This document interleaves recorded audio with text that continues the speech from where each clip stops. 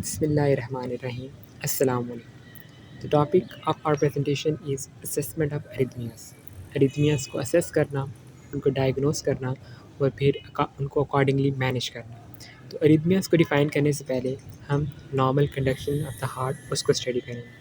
तो normal conduction of the heart क्या है कि ऐसे नोड नेचुरल पेस मेकर है जो कि इम्पल्सिस को इनिशिएट करता है, फिर AB node पे AB node के थ्रू impulses travel करती हैं and then toward the bundle of His, and on the left side left bundle branch and right side right bundle branch. From here the heart Purkinje fiber excited which are located on near the ventricles. As shown in the picture कि ऐसे node से impulse आई AB node में, AB node से bundle of His आगे right and left bundle branches and then toward the Purkinje fiber. That is normal conduction of the heart. अब इस conduction system में कोई भी अल्ट्रेशन आ जाए दैट इज़ एरिथमिया. एरिथमिया एब normal rhythm. Only normal rhythm क्या है? एसए नोड कि जो आ रही है एसए नोड से ए बी नोड से आगे बंडला की सर पर्किंजी फाइबर. अगर इसमें कोई भी अल्ट्रेशन कोई भी चेंजेस आ जाती हैं दैट इज़ एरिथमिया. एरिथमिया को हम फर्दर क्लासीफाई करते हैं ब्रेडी एंड टैकी एरिथमियास को. एरिथमिया किस वजह से हो सकती हैं? That can be result from impulse initiation और इम्पल्स कंडक्शन. यानी इम्पल्स ऐसे नोड के बजाय कहीं और से इनिशिएट हो रही है या इनिशिएट तो ऐसे से ही हो रही है लेकिन कंडक्शन में कोई प्रॉब्लम है, that result in arrhythmia. Mechanism क्या है एरिथमियास का? 3 मेजर मैकेनिज़्म है. Number 1 automaticity, number 2 triggered activity and number 3 re entry. ये 3 मैकेनिज़्म है बेसिक एरिथमिया की. इन 3 मैकेनिज़्म की वजह से एरिथमिया हो सकती है. नेक्स्ट है कि जो पेशेंट प्रेजेंट कर रहा है वो कैसे एरिथमिया के साथ आएगा. पेशेंट ईआर में प्रेजेंट करता है तो नॉर्मली उसके सिम्टम्स पेशेंट एसिम्प्टोमेटिक भी हो सकता है और एरिथमिया में पेशेंट सडन कार्डियक अरेस्ट में भी जा सकता है. तो जो नॉर्मल सिम्टम्स है पेशेंट के that is palpitation, chest pain, presyncope, dyspnoea, hypotension and pulmonary oedema. Patient की असेसमेंट इंपॉर्टेंट होती है जो जिसमें हम देखते हैं पल्स देखते हैं, रेट देखते हैं, रिदम देखते हैं, मर्मर्स वगैरह सुनते हैं और जो कोई अंडरलाइन डिजीज़ है जैसे थायराइड डिजीज़ होती है जो कि मेजर काज होती है एरिथमिया की, तो वो हम असेसमेंट के दौरान पेशेंट की चेक करते हैं. नेक्स्ट पेशेंट को हम कैसे डायग्नोस करेंगे कि पेशेंट वाकई एरिथमिया के साथ है. हो सकता है पेशेंट जब हमारे पास ईआर में प्रेजेंट करे तो उस वक्त उसको प्रोक्सिमल एरिथमिया हो, यानी फ़र्स्ट टाइम उसकी एरिथमिया की एपिसोड आई हो. तो उसको कंफर्म करने के लिए हम फर्दर टेस्ट करते हैं जिनमें एकोकार्डियोग्राम, हॉल्टर, ईसीजी हो गया, ये सारे हैं. तो ईसीजी सिंपल 12 लीड ईसीजी है जिसमें हम पेशेंट की इलेक्ट्रिकल एक्टिविटी देखते हैं. पेशेंट को इलेक्ट्रोड लगाकर उसकी ईसीजी की जाती है. नेक्स्ट है टेलीमेट्री. टेलीमेट्री इन पेशेंट की जो हम सीसीयू में जो कार्डिक मॉनिटर्स होते हैं वहाँ पे जो स्टाफ नर्सिस वगैरह हैं वो ईसीजीज कार्डिक मॉनिटर पे देख रहे होते हैं, that is telemetry. Exercise ECG जैसे कि ईटीटी हम करते हैं, कुछ ऐसी कंडीशन होती हैं कि जो कि एक्सरसाइज से ट्रिगर होते हैं एरिथमिया, तो उसको रूल आउट करने के लिए हम ईटीटी करते हैं. हॉल्टर मॉनिटर जिसमें 24 to 48 आवर्स के लिए पेशेंट को इलेक्ट्रोड्स लगा दिए जाते हैं और पेशेंट की पर मॉनिटरिंग की जाती है. लूप रिकॉर्डर डिफरेंशिएट कैसे होता है हॉल्टर के साथ कि लूप रिकॉर्डर में हम पेशेंट की जो इम्प्लांट करते हैं, जो loop recorders are implanted where the Holter are just के सिंपल पेशेंट को हम वियर कर देते हैं. उसके बाद अदर ब्लड टेस्ट आ जाते हैं जिसमें serum electrolytes, most important thyroid, इनकी वजह से पेशेंट को एरिथमिया हो सकती है. एकोकार्डियोग्राफी और ईपी स्टडी में हम ट्रिगर करके देख सकते हैं कि क्या अंडरलाइन काज है जो एरिथमिया की आ रही है. एरिथमिया को क्लासीफाई रेट, ओरिजिन और रेगुलरिटी की बेस पे किया जाता है. रेट यानी ब्रेडी एरिथमिया और टैकी एरिथमियास, ओरिजिन यानी सुप्रावेंट्रिकुलर, वेंट्रिकुलर और रेगुलरिटी यानी रेगुलरली इरेगुलर, इरेगुलरली इरेगुलर. सबसे पहले आ जाता है ब्रेडी arrhythmias. ब्रेडी arrhythmias at the name indicate के हार्ट रेट 60 से कम होगा तो वो ब्रेडी एरिथमियास है. जैसे कि पिक्चर में भी नज़र आ रहा है नॉर्मल रिदम और ऐसे रिदम, तो वो उसमें ये हमारी ब्रेडी एरिथमियास आ जाएंगी. उसके बाद ब्रेडी एरिथमियास को फर्दर क्लासीफाई करते हैं साइनस नोड डिसफंक्शन और एवी ब्लॉक्स में. साइनस नोड डिसफंक्शन क्या है कि साइनस ब्रेडिकार्डिया हो सकता है, साइनस अरेस्ट हो सकता है, टैकीब्रेडी सिंड्रोम हो सकता है. एवी ब्लॉक्स क्या हैं? Heart blocks first heart block, second degree और third degree heart block. Sinus node dysfunction क्या है कि जो हमारा साइनस नोड है, जो ऐसे नोड है उसमें कोई भी एबनॉर्मेलिटी आ गई, कोई भी पैथोलॉजी आ गई तो that leads to tachy brady syndrome, यानी पेशेंट को टैकीकार्डिया होगा, अरेस्ट आएगा और ब्रेडिकार्डिया में चला जाएगा.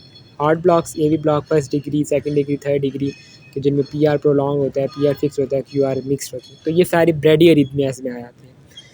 इसके बाद जो नेक्स्ट है दैट आर टैकी एरिथमियास। तो टैकी एरिथमियास को फर्दर हम क्लासीफाई करते हैं into narrow complex and broad complex tachyarrhythmia. Narrow complex जिनमें क्यूआरएस नैरो होगा, यानी वो सुप्रावेंट्रिकुलर कह सकते हैं, ये वेंट्रिकुलर के ऊपर से रिदम आएगी। क्योंकि ब्रॉड कम्प्लेक्स का हमें पता है कि यहाँ तो रिदम वेंट्रिकल से आ रही हो या बंडल ब्रांच ब्लॉक होगा। तो नैरो कम्प्लेक्स में आ जाता है atrial tachycardia, sinus tachycardia, atrial Flutter, और ब्रॉड कम्प्लेक्स में आता है वीटी और SVT with एबरेंस।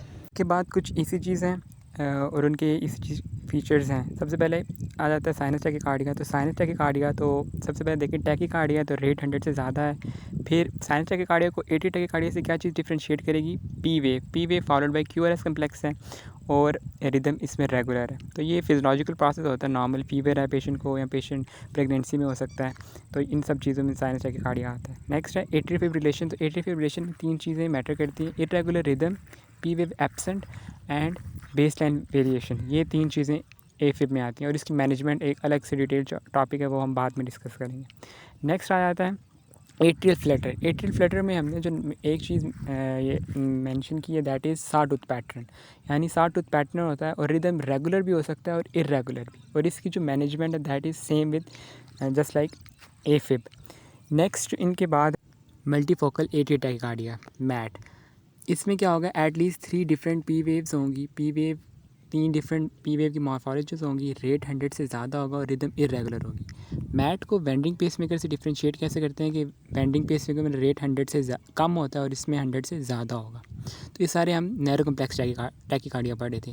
Next broad complex tachycardia हमने पढ़ा था, यहाँ तो वीटी हो सकता है, या और क्या हो सकती है, एबरेंट एसवीटी, यानी SVT with bundle branch block, और यानी ventricular reentry problem just like Wolff Parkinson White syndrome, WPW syndrome. तो वीटी में क्या है कि क्यूआरएस ब्रॉड होंगी, ये तो हमें पता है, रिदम रेगुलर होगी और ब्रॉड क्यूआरएस सिम्प्लेक्स होंगी। और इसकी मैनेजमेंट अगर तो पेशेंट है स्टेबल है तो हम उसको एंटी एरिथमिक देंगे, और अगर स्टेबल नहीं है तो हम उसको डी फिब और सीपीआर करेंगे। तो वी फिब भी ब्रॉड कम्प्लेक्स टैकीकार्डिया में हम कंसीडर करते हैं, लेकिन ऐसा जिसमें प्रॉपर कम्प्लेक्सेस तो नहीं बन रहे होते, बिजार से कम्प्लेक्सेस होते हैं क्यूआरएस कम्प्लेक्सेस, लेकिन ये डेडली एरिथमिया होता है। तो ये सारी जो हैं इनको हम ब्रॉड कम्प्लेक्स टैकीकार्डिया में क्लासीफाई करते हैं। इनके बाद कंजेनिटल एरिथमोजेनिक कंडीशन आ जाती हैं जो कि काज होती हैं सडन अडल्ट डेथ सिंड्रोम की। इनमें सबसे पहले आता है डब्ल्यूपीडब्ल्यू सिंड्रोम, जिसकी ईसीजी फीचर्स हैं short PR interval, white QRS and delta wave. ये 3 चीज़ें आपको ईसीजी में नज़र आ रहा होगा कि इसमें पीआर इंटरवल शॉर्ट है, क्यूआरएस ब्रॉड है और डेल्टा वेव प्रेजेंट है। ये डब्ल्यूपीडब्ल्यू की क्लासिक साइंस हैं ऑन ईसीजी।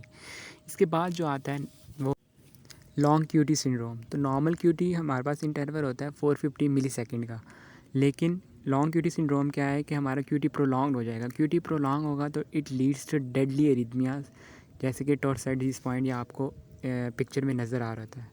तो ये बहुत ही डेडली एरिथमिया होता है, पेशेंट वी फिब में जाता है और अल्टीमेटली पेशेंट कोलैप्स करता है। नेक्स्ट इज़ ARVC यानी एरिथमोजेनिक राइट वेंट्रिकल कार्डियोमायोपैथी। इसमें आरवी की जो मायोकार्डियम है वो फाइब्रोफैटी मटेरियल से रिप्लेस होती है, और इसकी ईसीजी फीचर्स में epsilon wave, T invariant and broad QRS in V1 to V3। ये इसके क्लासिक ईसीजी फीचर्स हैं। और एप्सिलॉन वेव क्या है, ये जो एरो में से दिखाया गया है, जो बाद में आर वेव के बाद बनती है। नेक्स्ट है ब्रुगाडा सिंड्रोम, और इसमें सोडियम चैनलोपैथी यानी जो सोडियम जीन है वो अफेक्ट होता है, और इसको हम फर्दर टाइप 1, टाइप 2 और टाइप 3 में क्लासीफाई करते हैं। इसके बाद कुछ ईसीजीज हैं, आप वीडियो को पॉज करें और बताएं कि क्या ईसीजी है। तो सबसे पहले देखें ये क्या है कि narrow complex tachycardia sinus tachycardia है। क्यों? क्योंकि P wave followed by QRS complex है और रेट 100 से ज़्यादा है। ये हमारा सबसे पहले क्विज़ हो गया। और हमने पढ़ा कि साइनस टैकीकार्डिया एक फिजियोलॉजिकल प्रोसेस है, जिसको अगर रेट 100 से इतना है तो ट्रीट करने की ज़रूरत नहीं है। इसको देखें तो ये देखें कि इसमें क्यूआरएस ब्रॉड हैं, पी वेव का क्यूआरएस से कोई रिलेशन नहीं है, तो ये है 3rd डिग्री अभी ब्लॉक। और अगर इसको हम डिफ्रेंशिएट करें 2/1 से, तो क्या होगा कि 3rd डिग्री में पीआर चेंजेस होती हैं, तो यहाँ पे पीआर चेंज हो रहा है। नेक्स्ट हमारे पास ये इरेगुलर रिदम है और पी वेव भी ऐसा प्रेजेंट नहीं है, एट्रियल फिब्रिलेशन है। तो एट्रियल फिब्रिलेशन होगी, पी वेव एब्सेंट और इरेगुलर रिदम आ गई।